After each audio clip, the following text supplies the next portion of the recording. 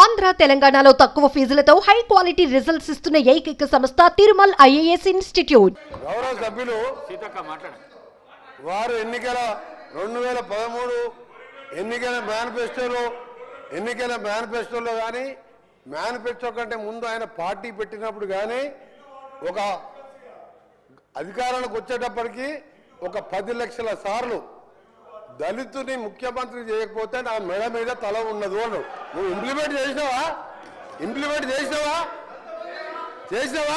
ఆఖరి దళితుడికి 3 ఎకరాల భూమి ఇస్తా, బోరేస్తా, మోటార్ ఇస్తా, 1.5 ఎకరం ఉంటే 1.5 యాడ్ చేస్తా, ఆయన ధనవంతుని చేస్తాను. చేసినావా? చేయలే.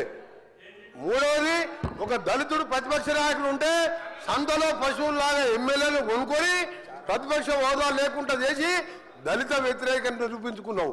ఇకపోతే తగ్గించా ఇంటికో ఉద్యోగం, డబుల్ బెడ్రూమ్, నీ బిడ్డలు తేడమనుకుంటారు. నీ చెప్పబట్టవా? 1,00,000 అబద్ధాలు ఆడి 2 సార్లు అధికారంలోకి వచ్చిన మీరు మేము చేసిన కార్యక్రమాలు 1,00,000 కోట్ల మంది ఇవాళ ఆర్టీసీలో ఉచితంగా మహిళలు ప్రయాణం చేస్తున్నారు. చూస్తలేవా?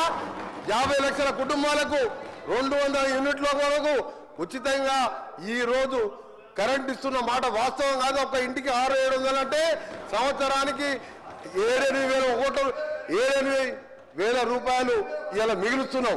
ఇంకా చేసే కార్యక్రమాలు ఉన్నాయి.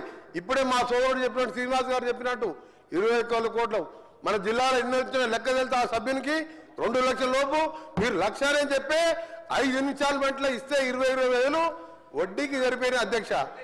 అంటే 15 ఏళ్లలో ఇన్ని చేసిన వాళ్ళం.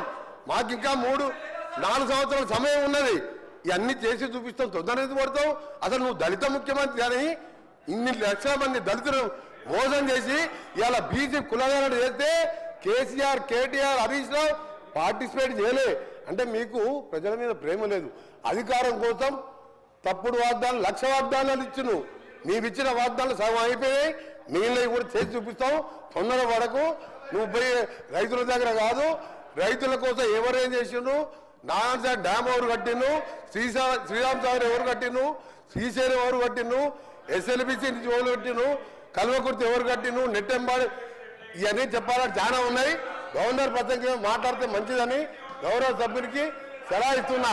మీరు చెప్పాలంటే చాలా ఉన్నది.